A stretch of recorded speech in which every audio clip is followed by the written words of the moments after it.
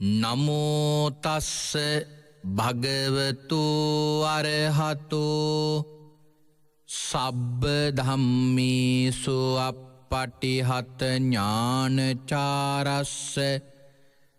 දස බලදරස්ස චතු වේසාරච්ච විසරදස්ස සබ්බ සත්තුත්තමස්ස ධම්මිස්සරස්ස ධම්මරාජස්ස ධම්මත්සාමිස්ස තථාගතස්ස සබ්බඤුනෝ සම්මා සම්බුද්දස්ස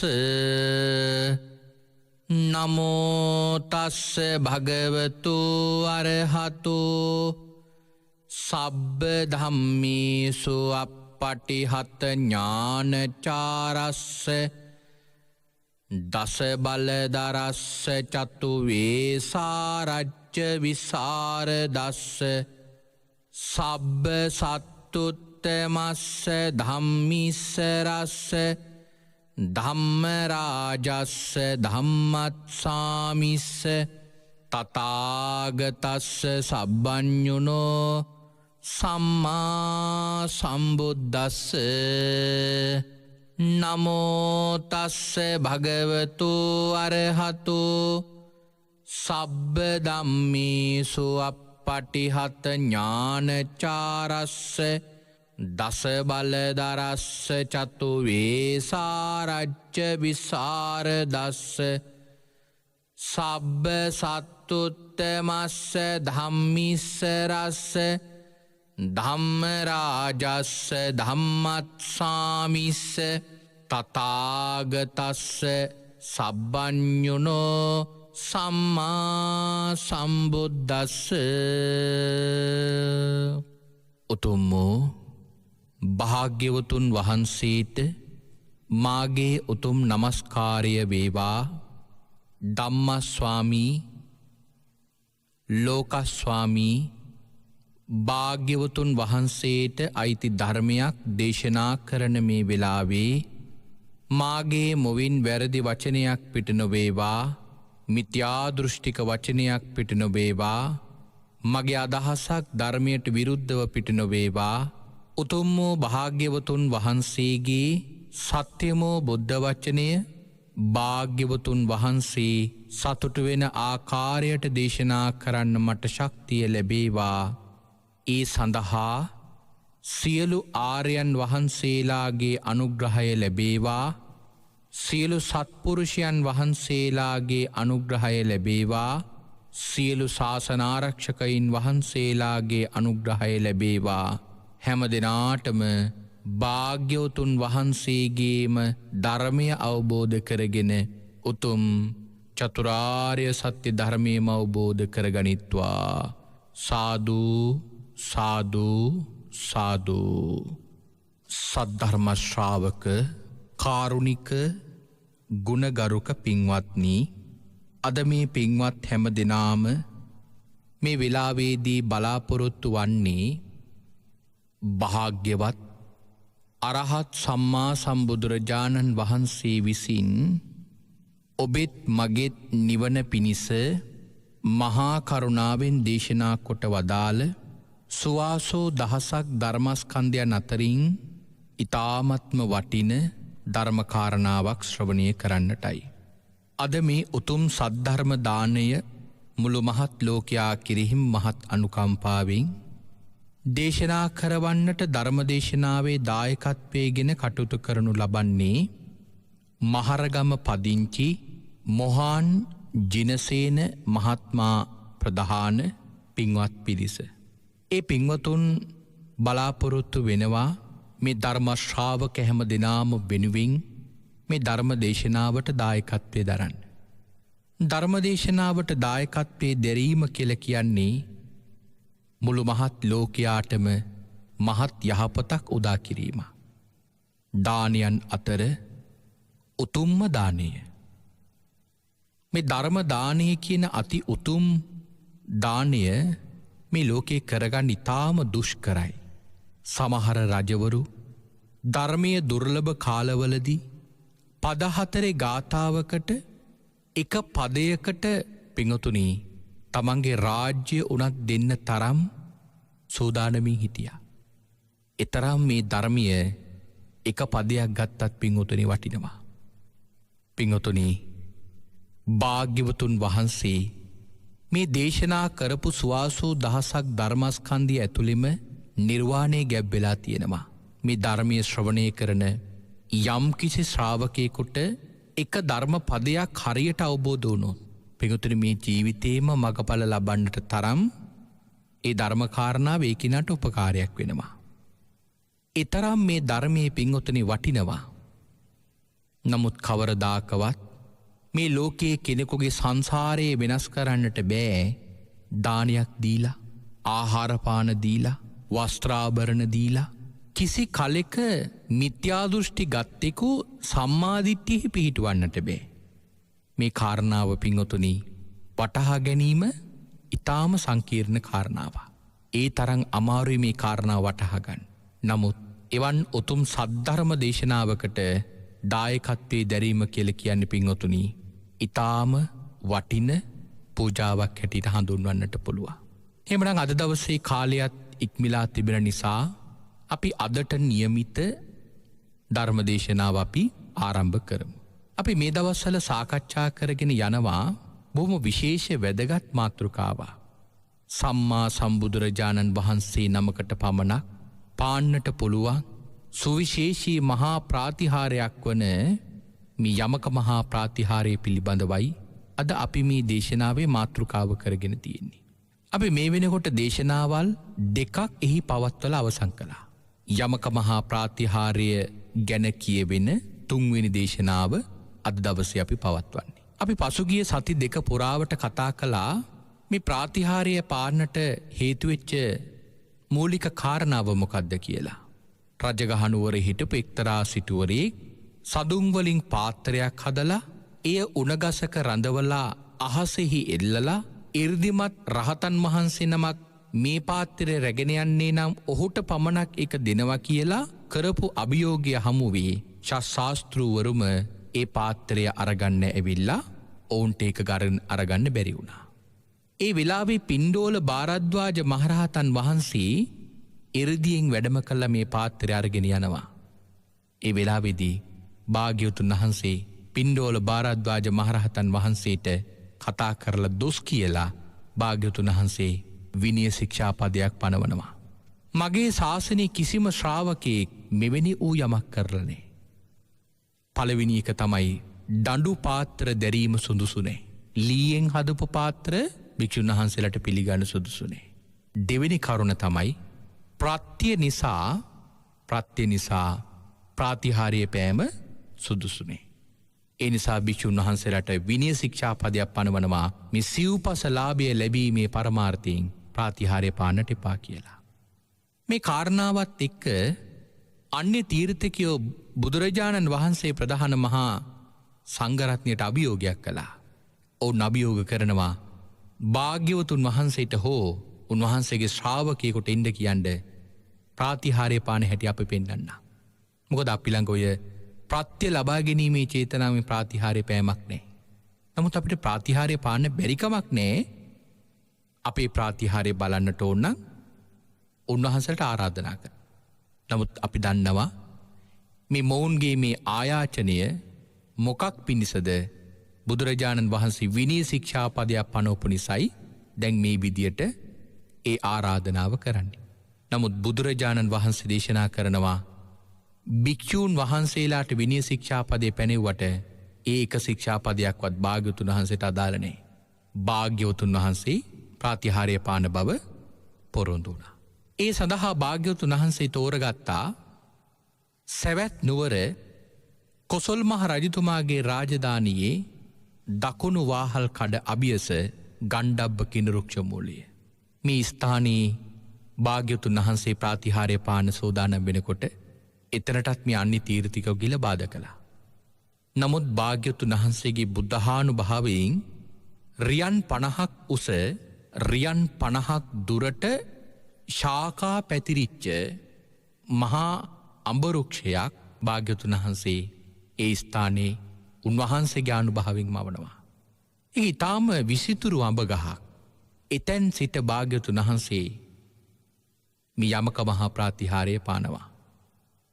අපි ඒ කාරණාවට එනකං පසුගිය සති දෙකේ දේශනාවල් දෙකක් තුළින් අපි මේ කාරණාව ඔබට දේශනා කළා. අද අපිට සාකච්ඡා කරන්නට තියෙන්නේ භාග්‍යවතුන් වහන්සේ මේ යමක මහා ප්‍රාතිහාරය පාලා උන්වහන්සේ ආවර්ජනය කරලා බලනවා අතීත බුදුරජාණන් වහන්සේලා මෙවන් ප්‍රාතිහාරයක් පාලා ඉන් අනුතුරුව මොකක්ද කළේ කිය. එතකොට උන්වහන්සේ දකිනවා අතීත බුදුරජාණන් වහන්සේලා මේ ප්‍රාතිහාරය පාලා අවතිසා දෙව්ලොවට වැඩම කරලා මාතෘ දිවිරාජයා අරමුණු කරගෙන අභිධර්ම දේශනාව කළ බව. අපේ භාග්‍යවතුන් වහන්සේත් ඒ අනුව උන්වහන්සේ තීරණය කළා තවතිසා දෙව්ලොවට වඩින්න. බුදුරජාණන් වහන්සේ තුළ පවතින පිංගුතුනි මේ ගුණ මේ ලෝකයේ කිසිම කෙනෙකොට හිතාගන්නට බෑ. ධර්මයේ සඳහන් කරලා තියෙන්නේ භාග්‍යවතුන් වහන්සේ සතුව තිබෙන ගුණ දන්නේ තවත් එවැනිම සම්මා සම්බුදුරජාණන් වහන්සේ නමක් පමණයි. ඒ භාග්‍යවතුන් වහන්සේ වෙන කිසිම දෙයක් සඳහන් නොකර පිංගුතුනි බුදු ගුණ විතරක් කල්පයක් තිස්සේ කිව්වත්. බුදු ගුණ විතරක් කල්පයක් තිස්සේ කිව්වත්. කල්පයට තියෙන දින ගණන ඉවර වෙයි. නමුත් බුදුගුණ දේශනාවනං ඉවර වෙන්නේ නෑ. ඒ තරං පිංගුතුනි බුදුරජාණන් වහන්සේ සතු ගුණ අනන්තයි. ඒ නිසා අචින්තියයි. හිතලිවර කරන්න බෑ. මේ අචින්තිය වූ බුදුගුණ ගැන ඉතාම ගැඹුරින් ඉස්මතු වෙන කරුණක් උන්වහන්සේ මේ තවතිසා දෙව්ලොවට වඩින ආකාරය පිළිබඳව ඉස්මතු වෙනවා. භාග්‍යවතුන් වහන්සේ ගණ්ඩබ්බ රුක්ෂ මූලයේ ළඟ ඉඳලා තවතිසා දෙව්ලොවට වැඩම කරන්නේ පිංගුතුනි පියවරවල් දෙකක් තබලා. පළවෙනි පියවර තබනවා මනුෂ්‍ය ලෝකයේ ඉඳලා යොදුන් 42,000ක් උඩින් තියෙන යුගන්ධර පර්වතයට. දෙවන පාදිය තබනවා මනුෂ්‍ය ලෝකයේ ඉඳලා යොදුන් 84,000ක් උඩින් තියෙන මහමේරු පර්වතයට.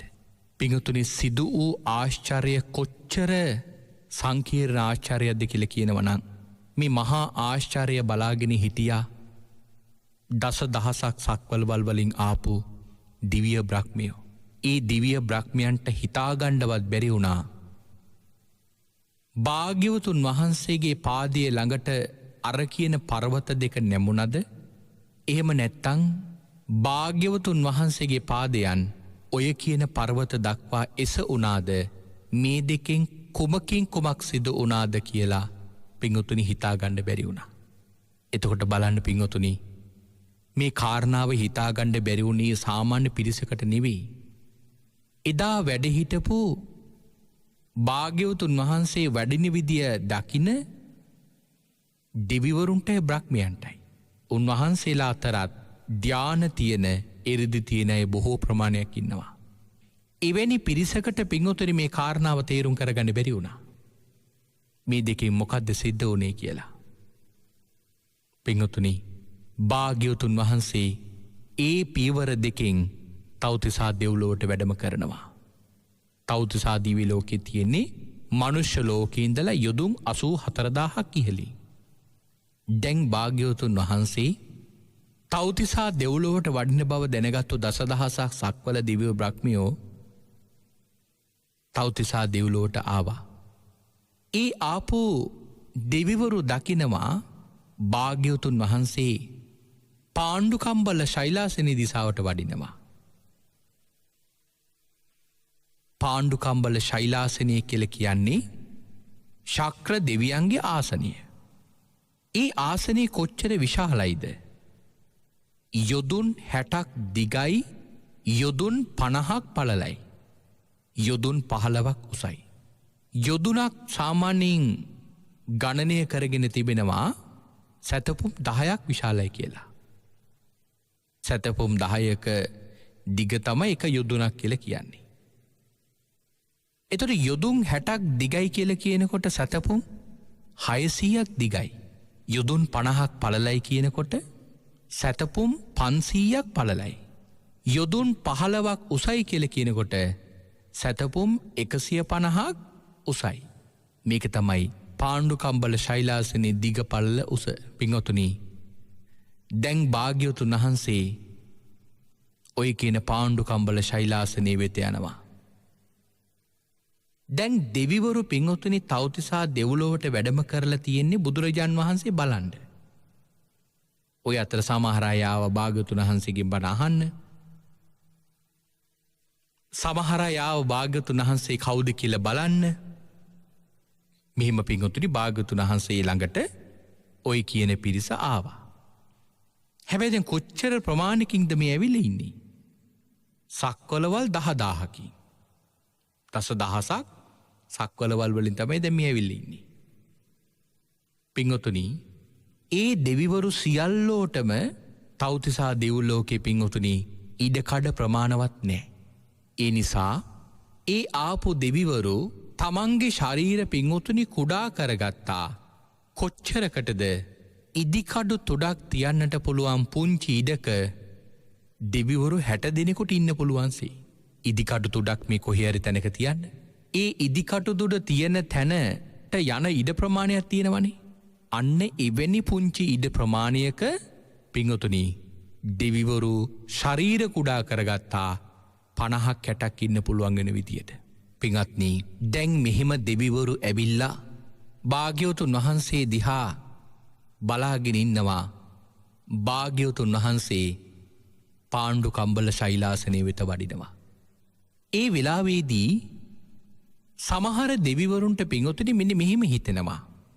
බලන්නකෝ භාග්‍යවතුන් වහන්සේ පාණ්ඩු කම්බල ශෛලාසනයේ දැන් වාඩි වුණාම කොච්චර ඉඩ ප්‍රමාණයක් ඉතුරු වෙනවද? මොකද ශෛලාසනී දිගපළලට අනුව භාග්‍යවතුන් වහන්සේගේ ශරීරය තාම කුඩයි. දැන් මේ දෙවිවරුන්ට හිතෙනවා භාග්‍යවතුන් වහන්සේ අර පාණ්ඩු කම්බල ශෛලාසනයේ වාඩි වුණාම පින්වතුනි සැතපුම් 600ක් දිග 500ක් පළල මේ ආසනී සම්පූර්ණයෙන්ම භාග්‍යවතුන් වහන්සේට යන්නේ නැහැ. ඊටාම කුඩා ප්‍රමාණයයි යන්නේ. දැන් මේ දෙවිවරුන්ට හිතෙනවා අර භාග්‍යවතුන් වහන්සේ වැඩ හිටියම ඉතුරු වෙන ප්‍රමාණය තියෙනවා නම් තව කී දෙනෙකුට ඉතුරු වෙන ප්‍රමාණය ඉඳගෙන වාඩි වෙන්න තිබුණා නේද කියලා. දැන් මෙහිම දෙවිවරු හිතනකොට ඒක භාග්‍යවතුන් වහන්සේට පේනවා. භාග්‍යවතුන් වහන්සේ ඒ කාරණාව දැනගත්තා. සමහර දෙවිවරු මෙන්න මෙහිම හිතනවා කියලා. ඒ වෙලාවේදී භාග්‍යවතුන් වහන්සේ පින්වතුනි ගිහිල්ලා අර පාණ්ඩු කම්බල ශෛලාසනයේ වාඩි වෙනවා. ඒ ආසනයේ වාඩි වෙනකොට පින්වත්නි රැස්වලා හිටපු සියලු දිව්‍ය බ්‍රහ්මිය පුදුමයට පත් කරවමින් භාග්‍යවතුන් වහන්සේ වැඩ ඉන ආසනය දිහා බලනවා. භාග්‍යවතුන් වහන්සේගේ පාංශුකුල චීවරයෙන් දෙපැත්තෙන් ආසනයේ දෙපැත්තෙන් බිමට ඒ පාංශුකුල සිවුර කඩාගෙන වැටිලා කියලා ඒ දිව්‍ය බ්‍රහ්මයන්ට පේනවා. බලන අරතරම් විශාල ආසනී දැන් භාග්‍යවතුන් වහන්සේ වැඩ ඉන්න භාග්‍යවතුන් වහන්සේගේ පාංශුකුල චීවරයේ කොන් දෙක ඒ ආසනී දෙපැත්තට වැටෙනවා. ඒ වෙලාවේදී රැස්වෙලා හිටපු දෙවියන්ටයි බ්‍රහ්මයන්ටයි හිතාගන්නට බැරි වුණා. භාග්‍යවතුන් වහන්සේගේ ශරීරයේ ප්‍රමාණයට මේ ආසනය කුඩා වුණාද එහෙම නැත්නම් ආසනයේ ප්‍රමාණයට භාග්‍යවතුන් වහන්සේගේ ශරීරයේ විශාල වුණාද කියලා මේ දෙකෙන් මොකක්ද උනේ කියලා පින්වතුනි කාටවත් හිතාගන්න බැරි වුණා. පින්වත්නි, මේ කාරණාව කොයිතරම් විශේෂ කාරණාවක්ද කියලා කියනවා නම් දෙවියන්ටයි බ්‍රහ්මයන්ටයි පින්වතුනි දෙකෙන් මොකක්ද උනේ කියලා හිතාගන්න බැරි වුණා. එතකොට හිතන්න බුදුරජාණන් වහන්සේ තුළ පවතින මේ ධ්‍යාන විෂය කොච්චර අචින්තියයිද? භාග්‍යවතුන් වහන්සේගේ ධ්‍යාන විෂයත් අචින්තියයි. මේ කාරණාවට පුංචි අමතර කරුණක් අපි මතක් කළොත් දවසක් අසුර ලෝකයේ ඉන්න රාහු අසුරයා සාමාන්‍යයෙන් රාහු අසුරයා බුදුරජාණන් වහන්සේව දකින්න කවදාවත් භාග්‍යවතුන් වහන්සේගේ ළඟට ගිහිල්ලා නැහැ. නමුත් මේ අසුර ලෝකේ ඉන්නවා වේපචිත්ති අසුරයා, පහාරාද අසුරයයි කියලා තවත් අසුරයෝ දෙන්නේ. මේ වේපචිත්ති අසුරයයි පහාරාද අසුරයයි කියන අසුරයෝ දෙන්නා බුදුන් සරණ ගියපු ශ්‍රාවකයෝ දෙන්නේ. නමුත් රාහු අසුරයා කවරදාකවත් පිංගුතුනි භාග්‍යවතුන් වහන්සේව දකින්න ගියේ නෑ. ඇයි ඒ? රාහු අසුරයට පිංගුතුනි ලොකු මාන්නයක් තිබුණා. මොකක්ද ඒ මාන්නය? රාහු අසුරයාගේ ශරීරයේ විශාලත්වය යොදුන් 4800යි. යොදුන් 4800ක් විශාලයි රාහු අසුරයාගේ ශරීර ප්‍රමාණය. එනම් අති විශාල ශරීරයක් තිබිලා තියෙන්නේ. මේ රාහු අසුරයා හිතනවා මම බුදුරජාණන් වහන්සේව බලන්න ගියොත් ඒ භාග්‍යවතුන් වහන්සේගේ ළඟ මට හිස නමන්න වෙනවා. ඇයි දැන් රාහු අසුරයා හිතන් ඉන්නේ බුදුරජාණන් වහන්සේ තාම කුඩා ශරීරයක් තියෙන කෙනෙක් කියලා. මොකද මනුෂ්‍ය ලෝකේ මිනිසුන්ගේ මට්ටමින් තමයි දැන් මේ රාහු අසුරයා හිතන්නේ. ඒ වෙලාවේදී රාහු අසුරයා ගත්තු තීරණය තමයි මම කවරදාකවත් බුදුරජාණන් වහන්සේව දකින්න යන්නේ නැහැ කියලා. මොකක් නිසාද? අර නැමින්නට තියෙන අකමැතිකම නිසා. පින්වත්නි, පහාරාද අසුරයයි වේපචිත්ති අසුරයයි දෙන්නා බුදුරජාණන් වහන්සේව බලලා උන්වහන්සේගෙන් බණ අහලා අසුර ලෝකෙට ඇවිල්ලා පරිවාර අසුරයන්ට මේ අසුරයෝ දෙන්නා දැකපු භාග්‍යවතුන් වහන්සේව වර්ණනා කරනවා. දැන් ඒ වර්ණනාව මේ රාහු අසුරයට අහන්න ලැබෙනවා. භාග්‍යවතුන් වහන්සේගේ රූපකාය, භාග්‍යවතුන් වහන්සේ කතා බහ කරන පිළිවෙල, වඩින පිළිවෙල, මේ හැම දෙයක්ම බොහොම රසවත් විදියට අර අසුරයෝ දෙන්න අසුර ලෝකේ වර්ණනා කරනවා. දැන් මේ රාහු අසුරයා කොයිතරම් අකමැති සිතක් තියාගෙන ඉන්න කෙනෙක් වුණත්, මොනතරම් අකමැති සිතක් තියාගෙන ඉන්න කෙනෙක් වුණත් පින්වත්නි, මේ වර්ණනාව අහගෙන ඉන්නකොට තමන්ට තමන්ගේ හිත පාලනය කරගන්න බැරි වුණා. මොකක් නිසාද? ඒ තරම් වර්ණනා කරන මේ බුදුරජාණන් වහන්සේව බලන්නේ නැතුව. පින්වත්නි, හතුරෙකුට උනත් තමන් හතුරුකම් කරන හතුරගේ යම්කිසි විශේෂතාවයක් තියෙනවා නම් ඒ විශේෂතාවය බලන්න හරි ආසයි. දැන් මේ රාහු අසුරයාගේ තණ්හාවත් පින්වත්නි ආන්න ඒ විදිහට පරිවර්තනය වුණා. කොයිතරම් මාන්නයක් තිබුණත් මේ අසුරයෝ දෙන්න වර්ණනා කරන ඒ බුදුරජාණන් වහන්සේගේ රූපකාය බලාගෙන ඉන්න ආසාවක් ඇති වුණා. ඒ වෙලාවේදී රාහු අසුරයා දවසක් තීරණය කරනවා භාග්‍යවතුන් වහන්සේ බලන්න යන්න. දැන් රාහු අසුරයා මෙහිම තීරණය කළ බව බුදුරජාණන් වහන්සේ දැනගත්තා. මහා කරුණා සමාපatti ඥානී මුළු මහත් ලෝකයා කෙරෙහිම උන්වහන්සේ බුදු ඇසින් දකිනකොට මේ රාහු අසුරයා හිතන සිතුවිල්ල පිළිබඳ භාග්‍යවතුන් වහන්සේගේ ඥානයට ගෝචර වුණා. භාග්‍යවතුන් වහන්සේ දකිනවා මේ රාහු අසුරයාට මේ භවයේදීම මාර්ගඵල ලබන්නට පුළුවන් ඥානයක් තියෙනවා කියලා. ඒ වෙලාවේදී භාග්‍යවතුන් වහන්සේ දකිනවා මොහුගේ ළඟ තිබෙන මේ මාන්නය. ඒ මාන්නය නැති කරලා ධර්මදේශනාවක් කරගන්න පුළුවන් නම් මේ රාහු අසුරට මේ භවයේදීම සසර මඟ කෙටි කරගන්නට පුළුවන්. දැන් රාහු අසුරයා බුදුරජාණන් වහන්සේ බලන්නට එනවා. මේ මොහොත තමයි රාහු අසුරයව සසරින් මුදව ගන්නට පුළුවන් හොඳම වෙලාව කියලා හිතලා භාග්‍යවතුන් වහන්සේ රාහු අසුරයාට ගැළපෙන විදියට උන්වහන්සේ වැඩ ඉන්නවා. රාහු අසුරට ගැළපෙන විදියට උන්වහන්සේ වැඩ ඉන්නවා. දැන් රාහු අසුරයාත් එනවා බුදුරජාණන් වහන්සේව බලන්න. දැන් රාහු අසුරයා ඉදිරිපසින්ම කෙලින්ම ආවොතින් බුදුරජාණන් වහන්සේට මුණ ගැහෙන්න වෙනවා. එහෙමුණොත් මට බුදුරජාණන් වහන්සේට කතා කරන්න වෙනවා. ඒම කතා බහ කරනකොට මට නැමෙන්න වෙනවා. ඒකට මං කැමති නෑ. පසුපසින් ගියාට බුදුහාමුදුරන්ගේ මූණ බලන්නත් බෑ.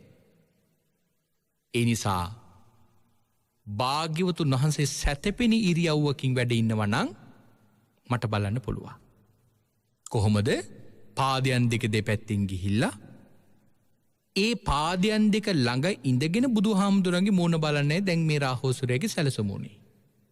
එහෙම හිතහිතා ඉන්නකොට පිංගතුනි දවසක් ඔන්න රාහු අසුරයා භාග්‍යවතුන් වහන්සේ බලන්න එනවා.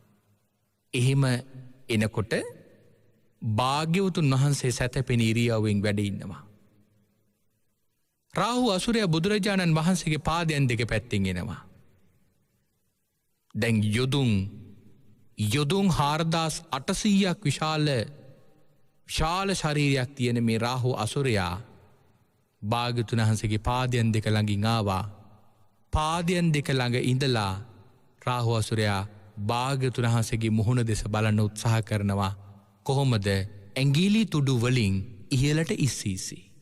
ඉන්න තැන ඉඳලා උඩ පනිමි. තමයි දැන් භාග්‍යවතුන් වහන්සේගේ මූණ බලන්න හදන්නේ.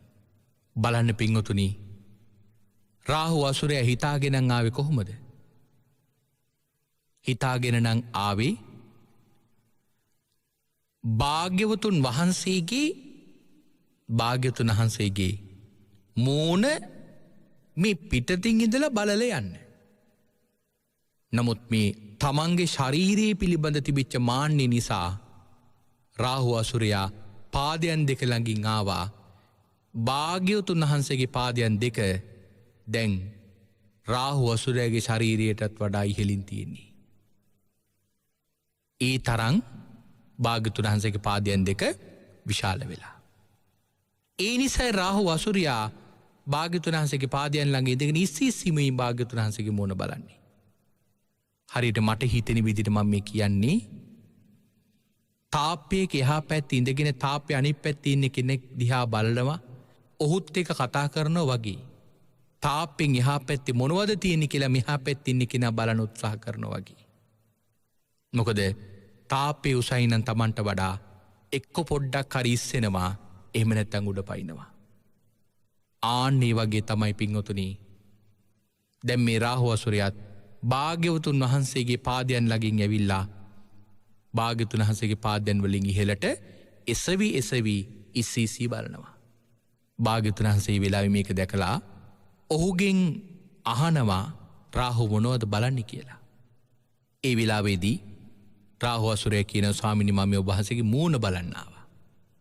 භාග්‍යවතුන් වහන්සේ ඒ වෙලාවේ රාහු අසුරයාට කියනවා රාහු සාරා සංඛ්‍ය කල්පලක්ෂයක් පුරාවටම මම ඍජුව දන් දීපු නිසා කවදාවත් රාහු මගේ මූණ දිහා ඍජුව ඇවිල්ලා බලනෝ මිසක් හොරෙන් වක්‍රාකාරයෙන් ඇවිල්ලා කවදාවත් බලන්න බෑ කියලා භාග්‍යවතුන් වහන්සේ සිහිපත් කරනවා.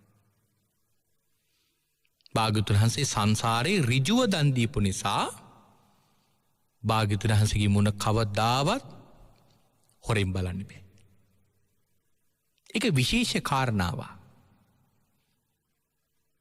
අපි හිතමු දැන් අපි ඉදිරිපස යමෙක් දිහා බලාගෙන ඉන්නවා. ඉදිරිපිට බලාගෙන හිටියට පින්වතුනි මේ දකුණු ඇහැ පැත්තේ තියෙන දේවල් අපට පේනවා. එහෙම නැත්නම් වම් පැත්තේ ඇහි ඒ පැත්තට තියෙන දේවල් ඒ ඇහැට පේනවා. නමුත් බුදුරජාණන් වහන්සේගේ රූපේ දිහා කවදාවත් එහෙම බලන්න බෑ. බලවනම් ඍජුවම ඍජුසිතකින් තමයි බලන්නට ඕන. එහෙම නැති අයට පිංගුතුනි භාග්‍යවතුන් වහන්සේ පේන්නේ. ඇයි එහෙම වෙන්නේ? භාග්‍යවතුන් වහන්සේ සංසාරේ පුරාවටම ඍජුව දන් දීපු නිසා. මොකද මේ ඍජුව දන් දෙනවා කියලා කියන්නේ? පින්වත්නි භාග්‍යවතුන් වහන්සේ සසරේ පාරමිතා පුරනකොට යම් කිසි දෙයක් තවත් කාට හරි දෙනවා කියලා කිව්වෝ. යම් කිසි දෙයක් තවත් කාට හරි දෙනවා කියලා කිව්වොත් පින්වතුනි ඒක අනිවාර්යයෙන්ම දෙනවාමයි. බැරි වෙලාවක්වත් ලක්ෂයක් දෙනවා කියලා කිව්වොත් අඩුම තරමේ ලක්ෂ 6ක්වත් දීලායි ඒක නතර කරන්නේ. ඊතරම් දාන වීරියක් මහබෝසතාණන් වහන්සේගේ හිත තුළ තිබිලා තියෙනවා. උන්වහන්සේගේ මේ දාන හිතට බාධා කරන්න මේ ලෝකේ පින්වතුනි කිසිම කෙනෙකුට සමර්ථ භාවයක් ලැබිලා නැහැ. අඩුම තරමේ මාරයටවත් බැරි වෙලා තියෙනවා. කදිරංගාර ජාතකයේදී පින්වතුනි කතා වෙනවා අපේ මහබෝසතාණන් වහන්සේක භවයක සිටුවරයෙක් වෙලා ඉන්නකොට ඒ සිටු නිවසට පසේ බුදුරජාණන් වහන්සේ නමක් වඩිනවා. සිටුවරයා හනිකට පාත්‍රයේ ගෙන්වාගෙන දාන ටික පාත්‍රයට දාගෙන භාග්‍යතුන් වහන්සේට පූජා කරන්න යනවා. එහෙම යනකොට පාපී මාරයා මේක දැකලා හොඳම අවස්ථාවක් මට මේ වෙලාවේ උදා වුණා කියලා බෝසතාණන් වහන්සේ වැඩ ඉන්න පැත්තයි පසේ බුදුරජාණන් වහන්සේ වැඩ ඉන්න පැත්තයි අතර මැද මහා ගිනිවලක් මවනවා. හැබැයි අපි බෝසතාණන් වහන්සේ දැනගත්ත මේ මාරයා කියලා. බෝසතාණන් වහන්සේ ළඟට ගිහිල්ලා කියනවා ඔබ පාපී මාරයා නේද? මාරය ඔබ බොහොම දරුණු අකුසල කර්මයක මේ කරගත්තේ. නුඹගේ අවශ්‍යතාවය මේ දානීය නතර කරන්න. මොකද මේ වෙලාවේ දානීය නතර කරොත් පසේ බුදුරජාණන් වහන්සේට හානියක් කරන්න පුළුවන්. ඒ විතරක් නෙවෙයි බෝසතාණන් වහන්සේගේ දානයට හානියක් කරන්නට පුළුවන්. මෙන්න මේ නිසා මාරයා මෙහිම ගිනිවලක් මැව්වා. බෝසතාණන් වහන්සේ මාරයට අභියෝගයක් කරනවා හොඳයි මාරයා අපි බලමු කවුද දිනින්නේ කියලා. නුඹේ මාර බලයද මගේ ශ්‍රද්ධාවේ බලයද වඩා වැදගත් වෙන්නේ කියලා අපි බලමුයි කියලා බෝසතාණන් වහන්සේ දාන පාත්‍රයේ හිස මත තබාගෙන පසේ බුදුරජාණන් වහන්සේ දිහා බල්ලා ඒ පසේ බුදුරජාණන් වහන්සේට කියනවා ස්වාමීනි මං ඔබ වහන්සේට මේ දාන පාත්‍රයේ පූජා කළ ඉවරයි. ස්වාමීනි බැරි වෙලාවක්වත් මම මේ ගිනි බුරබුරා ගිනිදැල් නගින මේ වල මතින් ඇවිල්ලා ඔබ වහන්සේට දාන ටික මට පූජා කරගන්න බැරි වුණොත් ස්වාමීනි මේ දානය ඔබ වහන්සේ බාරගන්නකෝ මම ඔබ වහන්සේට පූජා කළ ඉවරයි කිව්වා. එහෙම කියලා මහබෝසතාණන් වහන්සේ අර බුරබුරා නැගෙන ගිනි බලට අඩිය තියෙනවා. හරියට බෝසතාණන් වහන්සේගේ පාදයේ පිළිගන්න වගේ මේ ගිනිවල මැදින් මහා රත්නිලුම් පියුමක් පිපිලා ඒ පියුම මත තිබිච්ච රේණු පයෙහි ගැටිලා ඒ රේණු ටික ආකාශ තලයට විහිදිලා බෝසතාණන් වහන්සේගේ මුළු සිරුරම පිංගුතුනි රේණු වලින් නැහැවිලා ඒ නිලුම් මල මතින්ම ගිහිල්ලා භාග්‍යතුන් වහන්සේට දාන පාත්‍රය පූජා කළා. බලන්න පිංගුතුනි අපේ මහබෝසතාණන් වහන්සේගේ තිබිච්ච වීරිය කොයිතරම් උසස් වීරියක්ද පිංගුතුනි තිබිලා තියෙන්නේ. ඒ නිසා බෝසතාණන් වහන්සේ පාරමී පුරන ජීවිතවල කවදාවත් පිංගුතුනි උන්වහන්සේගේ දාණයට බාධා කරන්න මේ ලෝකේ කාටවත් බැරි වෙලා තියෙනවා. භාග්‍යවතුන් වහන්සේ ඒ තරමටම වීර්යවන්තව දන් දීලා තියෙනවා. රාහු අසුරට කියන්නේ ඒකයි රාහු මම සංසාරේ පුරාවටම ඍජුව දන් දීපු නිසා කාටවත් මගේ රූපේ දිහා ඍජුව බලනව හැරෙන්න හොරෙන් බලන්න බෑ කියලා කිව්වා. පින්වතුනි භාග්‍යවතුන් වහන්සේ රාහු අසුරයට මේ විලාවේ ධර්ම දේශනාවක් පවත්වනවා. ඒ දේශනාව නිමාවට පත් වෙනකොට රාහු අසුරේ ධර්ම අවබෝධයක් ලබනවා. එතකොට බලන්න මේ මහබෝසතාණන් වහන්සේගේ කාලේ ඉඳලා මේ කරපු මහා පුණ්‍ය බලයටයි භාග්‍යතුන් වහන්සේට ඒ වගේ මහා ආනුභාවයක් ලැබුණේ. එතකොට බලන්න බුදුරජාණන් වහන්සේගේ කිසිම ශක්තියක් කිසිම ගුණයක් පින්වතුනි අපට මේ ලෝකේ ලඝු කරන්නට බෑ. ඒකයි මෙතන සඳහන් කරන්නේ භාග්‍යතුන් වහන්සේගේ ධාන විශය ගත්තත් පින්වතුනි ඒ ධාන විශයත් අචින්තියයි. හිතල නිම කරන්නට බෑ. මේ වගේ කාරණාවල් බොහෝ ප්‍රමාණයක් පින්වතුනි අපට මේ ධර්මයේ උදාහරණ සහිතව විස්තර කරන්නට පුළුවන්. නමුත් කාල වේලාව නිමාවට පත් වෙලා තියෙන නිසා අපි අද දවසේ ඔබට විශේෂ කාරණාවක් මෙහි සිහිපත් කළේ. භාග්‍යතුන් වහන්සේ තව්තිසා දෙව්ලොවට වැඩම කරපු ආකාරය පිළිබඳව. එතනදී භාග්‍යතුන් වහන්සේ වඩිනකොට සිදුවෙච්ච මේ මහා ආශ්චර්යයත් එදා දසදහසක් සක්වලවල් වලින් ආපු දිව්‍යවරු බ්‍රහ්මයෝ ඔවුන්ගේ දෑස්වලින් මේක දැක බලා ගත්තා. ඒ තරමටම භාග්‍යතුන් වහන්සේගේ පින්වතුනි ගුණ අනන්තයි අචින්තියයි. ඒ කාරණාව ඊටාම හොඳින් ඉස්මතු වෙච්ච ස්ථානයක් නිසා මම මේ කාරණාව දීර්ඝ වේලාවක් අරගෙන මේ විස්තර කිරීම කළේ. මොකද මේ තරමට මේ කාරණාව අපට බුද්ධානුස්සතිය උපදවන්නට තරම් ශක්තිමත් භාග්‍යතුන් වහන්සේගේ අනන්ත ගුණ අතර විශේෂ ගුණයක් නිසා.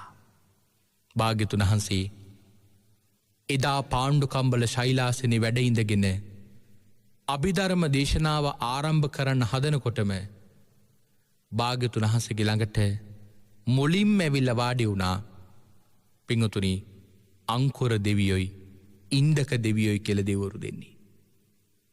එක්කෙනෙක් අංකුර දෙවියෝ අනිත් කෙනා ඉන්දක දෙවියෝ. භාග්‍යතුන් වහන්සේ මද වේලාවක් බලාගෙන ඉන්නවා එතනට ආපු ඒ අංකුර දෙවියෝ පින්වතුනි යොදුන් 12ක් බුදුරජාණන් වහන්සේ මගහැරලා ආපස්සට ගියා. යොදුන් 12ක් ආපස්සට ගියා. මොකක් නිසාද? පින්වත්නි මෙතන බොහොම විශේෂ කාරණාවක් සඳහන් කරනවා. අංකුර දෙවියන්ට වඩා මහේශාක්‍ය බලවත් දෙවිවරු එතනට ආපු නිසා. මහේශාක්‍ය බලවත් දෙවිවරු එතනට ආපු නිසා අංකුර දෙවියන්ට යොදුන් 12ක් ආපස්සට යන්න වුණා. මේ කාරණාව පින්වතුනි බොහොම විශේෂ කරුණක්. මෙතනදී ඉස්මතු වෙලා තියෙන්නේ මේ දෙවිවරු ළඟ තියෙන විශේෂ ගුණයක්. සත්පුරුෂ ධර්මයක්. මොකක්ද මේ සත්පුරුෂ ධර්මය? තමන්ට වඩා බලවත් තමන්ට වඩා වැඩි හිටියයට ඉඩ ලබා දීම. මේ කාරණාව පින්වතුනි දෙවිවරු අතර විතරක් තිබිය යුතු ගුණාංගයක් නම් නෙවෙයි. මේ සත්පුරුෂෝ ධර්මය දෙවිවරු අතර පමණක් තිබිය යුතු ගුණාංගයක් නම් නෙවෙයි.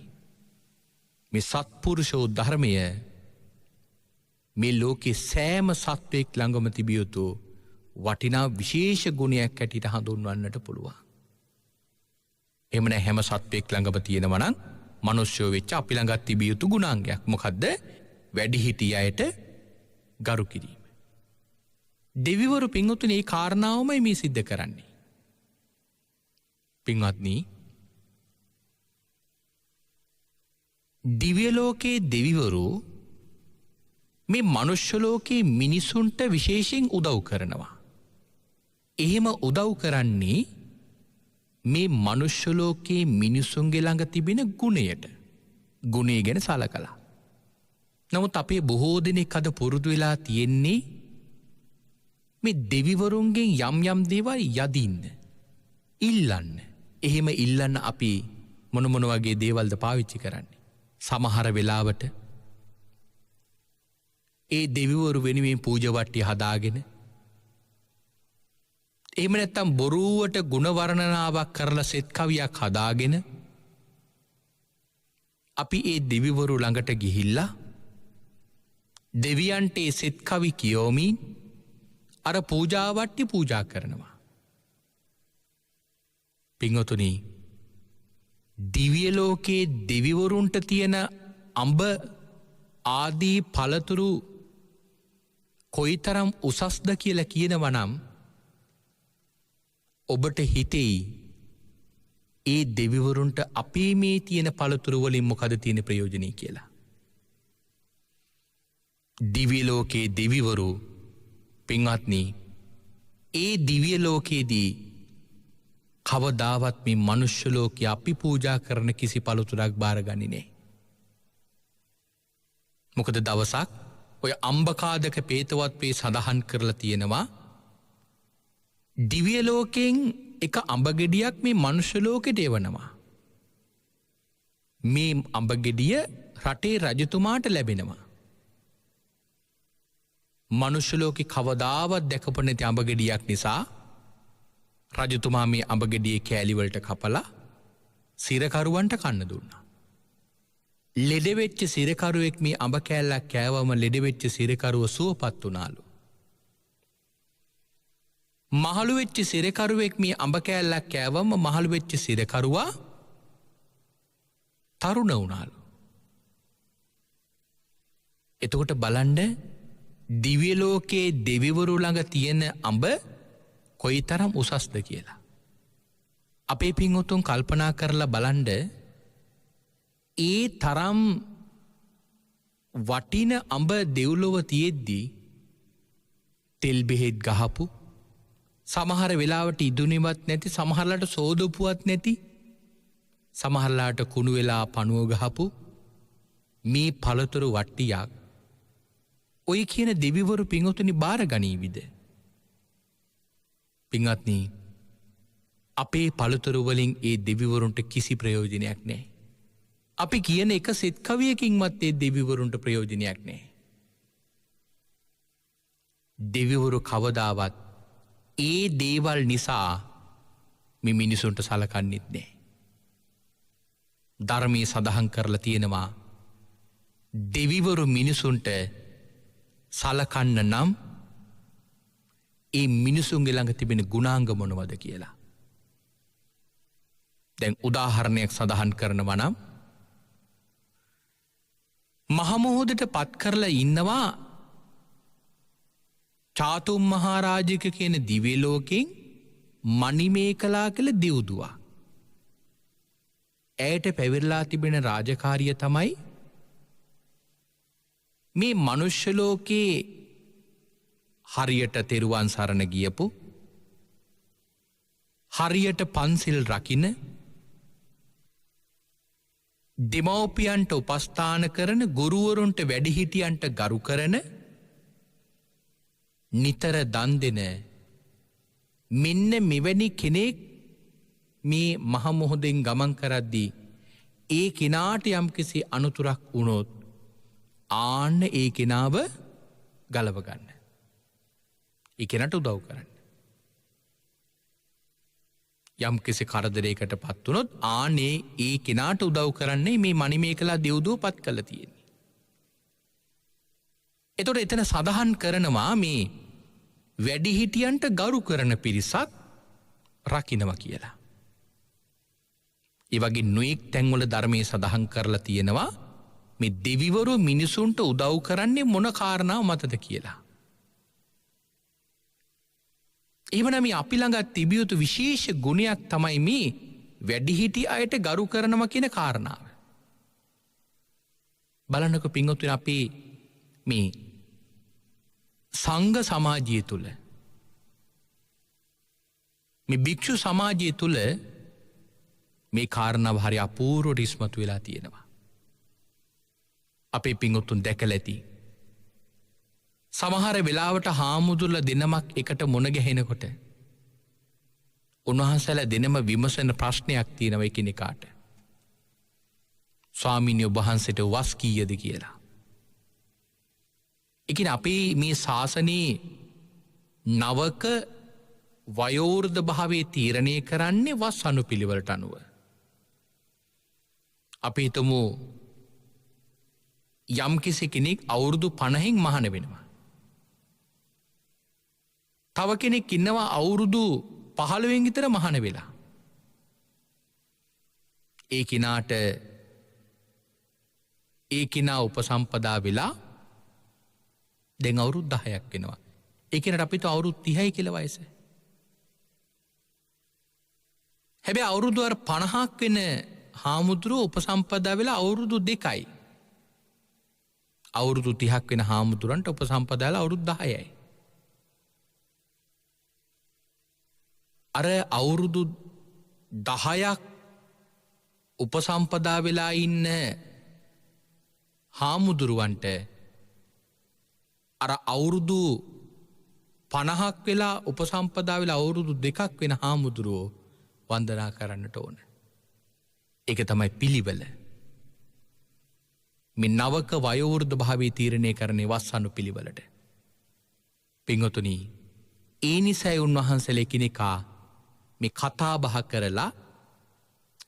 කරලා උන්වහන්සේලාගේ වැඩිහිටි බව තීරණය කරලා වන්දනා කරන්නේ. නමුත් අපේ සමාජයේ මේ බොහෝ දෙනෙක් අතර මේ වැඩිහිටියන්ට ගරු කරනවා කියන කාරණාව ඉවත් වෙලා තියෙනවා අපි දකිනවා. ඒක ඊතරම් හොඳ දෙයක් නම් නෙවෙයි. වැඩිහිටියන්ට ගරු කරනවා කියන කාරණා විශේෂ කාරණාවක්. පින්වතුනි, අපි හිතමු ඔන්න පවුලේ පිරිසක් එක්ක යනවා පන්සලට. දුවයි පුතයි, අම්මයි තාත්තයි, ආච්චි සීයයි. අපි පන්සලට ගියාම පින්වතුනි ඉස්සර වෙලාම අර පිරිසේ අය හාමුදුරු නමක් දැක්කම කාවද ඉස්සර වෙලා වන්දනා කරවන්නේ? ඉස්සර වෙලාම අපි වන්දවන්නේ කුඩා ළමයි දෙන්නම. ඊට පස්සේ අපි වන්දවනවා, ඊට පස්සේ අපි වඳිනවා, අපි දකිනවා අම්මයි තාත්තයි වඳිනවා. ඊට පස්සේදී තමයි ආච්චි සීයයි වඳින්නේ. පින්වතුනි, එතනදී අර ළමයි දෙන්නටයි දෙමව්පියෝ දෙන්නටයි දෙගොල්ලොටම මේ වැඩිහිටියන්ට අගෞරව කරලා අකුසල කර්මයක් කරගත්තා. මොකද වැඩිහිටියන්ට මුල් තැන දීලා ගරු කිරීමත් මහ කුසලයක්. ඒක විශේෂ කුසලයක්. පින්වතුනි, පන්සලට ගියාම ඉස්සර වෙලාම දරුවන්ව වන්දනා කරවන්නට එපා. ඉස්සර වෙලාම වඳින්න දෙන්නේ එතන ඉන්නේ වැඩිහිටිම කෙනාට. ආච්චි සීයා නම් ආච්චි සීයට වඳින්න දෙන්නේ. ඊට පස්සේ අම්මයි තාත්තයි වඳින්නේ, ඊට පස්සේදී දුවයි පුතයි වඳින්නේ. මේක තමයි පින්වතුනි නියම ක්‍රමවේදය වන්දනා කරද්දී. එතකොට අර වැඩිහිටියන්ට ගරු කරනවා කියන කුසලයට අයිති වෙනවා. සංඝ රත්නයට වන්දනා කිරීමේ කුසලයට අයිති වෙනවා. බුදුරජාන් වහන්සේගේ ළඟට ගියත් ඕක කොහොමම කරන්න. චෛත්‍ය ළඟට ගියත්, විහාරයකට ගියත් ඔය කියන කාරණාව ওই විදියටම සිද්ධ කරන්න. මොකද ඒ තුලින් තමයි පින්වතුනි මේ වැඩිහිටියන්ට ගරු කරනවා කියන කාරණාව දරුවන්ගේ මනසේ ඇති කරවන්නට පුළුවන්. ඒක මහ කුසලයක්. කවදාවත් කුඩා ළමයි ඔවුන්ට තේරෙන්නේ නැහැ. එහෙම කියලා කවදාවත් පින්වතුනි අර වගේ අකුසලයක් සිදු වෙන දෙයක් දරුවන්ගේ අතින් කරවන්නට එපා. බලන්න පින්වතුනි, අපේ හාමුදුරුවරු දානෙකට වඩිනකොට ඒ දානෙට වඩින අනුපිළිවෙල බලන්න. ඉදිරියෙන්ම බුදුරජාන් වහන්සේ වඩිනවා. ඊට පස්සේදී තමයි ලොකු හාමුදුරුව වඩින්නේ. ඊට පස්සේදී වඩින්නේ ඒ ලොකු හාමුදුරන්ට වඩා බාල හාමුදුරු නමක්. ඒ හාමුදුරන්ටත් වඩා බාල හාමුදුරු නමක් තමයි ඊළඟට ඉන්නේ. එහෙමයි පින්වතුනි, සමහර වෙලාවට හාමුදුරුල 59ක් විතර වඩිනවා නම් අන්තිම කෙළවරට යනකොට පුංචිම හාමුදුරු ටිකක් තමයි ඉන්නේ. නමුත් මේ කුඩා හාමුදුරුල කියලා කවදාවත් ඉස්සරහට ගෙනියන්නේ. මොකද ඒක තමයි ක්‍රමවේදය. එතකොට තමයි පින් සිද්ධ වෙන්නේ. එතන තියෙන මේ වැඩිහිටියන්ට ගරු කරනවා කියන කාරණාව. පින්වත්නි, ඔබ තුල මෙන්න මේ කාරණාව දියුණු කරගන්න උත්සාහ කරන්න. එතකොට ඔබට ඒකාන්තයෙන්ම මේ දෙවියන්ගේ ආශිර්වාදයක් ලැබෙනවා. ඒ විතරක් නෙවෙයි ඔබට සසරට මහත් කුසලයකුත් ඒ තුළින් ලැබෙනවා. එනං එදා අංකුර දෙවියෝ යොදුන් 12ක් ආපස්සට ගියේ තමන්ට වඩා වැඩිහිටි තමන්ට වඩා බලවත් මහේෂාක්‍ය දෙවිවරු එතනට ආපු නිසා. මේ කාරණාව අමතර කරුණක් හැටියට මම මතක් කළේ ඒ කාරණාවත් බොහොම විශේෂ වැදගත් කාරණාවක් නිසා. බුදුරජාණන් වහන්සේ මේ අංකුර දෙවියට කතා කරනවා. කතා කරලා භාග්‍යවතුන් වහන්සේ අංකුර දෙවියන්ගෙන් ප්‍රශ්නයක් අහනවා. අපි එමන ලබන සතිය බලමු. භාග්‍යවතුන් වහන්සේ මොකක්ද අංකුර දෙවියන්ගෙන් අහපු ප්‍රශ්නේ කියලා. කාල වේලාව නිමාවට පත් වෙලා තිබෙන නිසා අද දේශනාව අපි මෙතකින් නිමාවට පත් කරනවා. අද මේ උතුම් සද්ධර්ම දේශනාව මුළු මහත් ලෝකයාටම මහත් අනුකම්පාවෙන් දේශනා කරවන්නට ධර්ම දේශනාවේ දායකත්වයේ දරපු පින්වතුන්ට පුණ්‍යානුමෝදනා කරමින් අපි මේ දේශනාව නිමාවට පත් කරනවා. අද දේශනාවේ දායකත්වයේ